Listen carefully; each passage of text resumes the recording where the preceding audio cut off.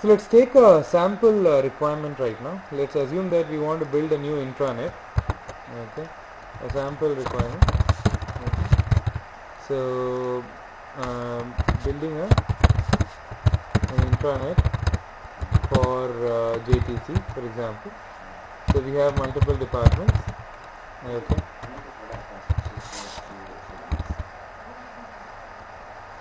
Yeah, I mean any company. I mean for a fashion company, for example. So obviously that also has all these departments.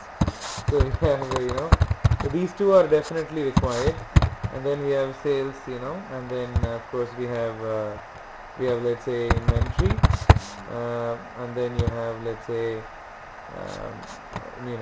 distribution. So let's say we have all these departments, right? So in a fashion company, what would you like to do? So when you go in, as soon as you log in, you want to see the most important information for us, right? And the information that you will share within your employees. So this is what we're going to do right now. Okay.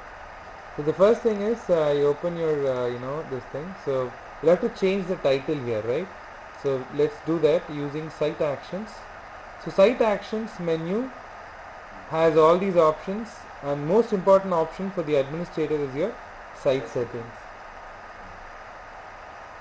Alright, so I go to my site settings. I want to change my title here. The best thing about SharePoint is you can do everything without having to be a programmer. So you don't need to be a programmer. You can just modify, in the options itself. So I go to title, description and icon, right? And what I do right now is just change the title. So I'll just say ABC Fashion Company. Right? Now I also have an option to specify a logo. So the logo file has to be kept in this particular directory, right? So this is available inside the server. So let's see how to do that. So let's just pick up a sample logo here, right? And then I will put it in this folder, right? And we'll come back. So we need to copy this file once your logo is made, and we should go to this particular folder, which is C:program files, common files, Microsoft shared, web server extensions, 14, template images.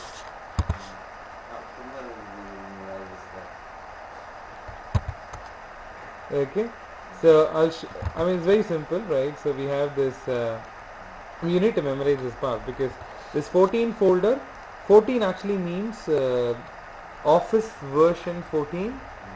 SharePoint 2010 means Office 14. So internal version number that Microsoft maintains. Alright, so yeah, you need to remember this part. There is no other option. So once you go to this 14 template images, you can paste your file here. So we have the fashion logo pasted here. So I'll come back here and we will say that it's given an example also, right? So I'll say layout slash images slash fashion logo.jpg. So when I click on test, okay, it's opening fine. So I click on OK. Now watch this place, right? So now the logo of your application should change automatically. Very simple, right? So you put it in a particular path, and then from that path SharePoint automatically picks it up and then shows it. But this is not mentioned inside. No, the full path is not mentioned. Yeah. I mean, this is the 14 Hive, they call it as, right?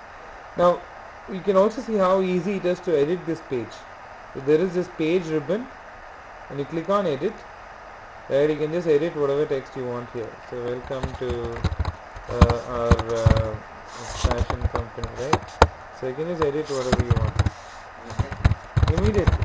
No, I mean HTML, nothing. If you want to change this image, just drag and drop this image across.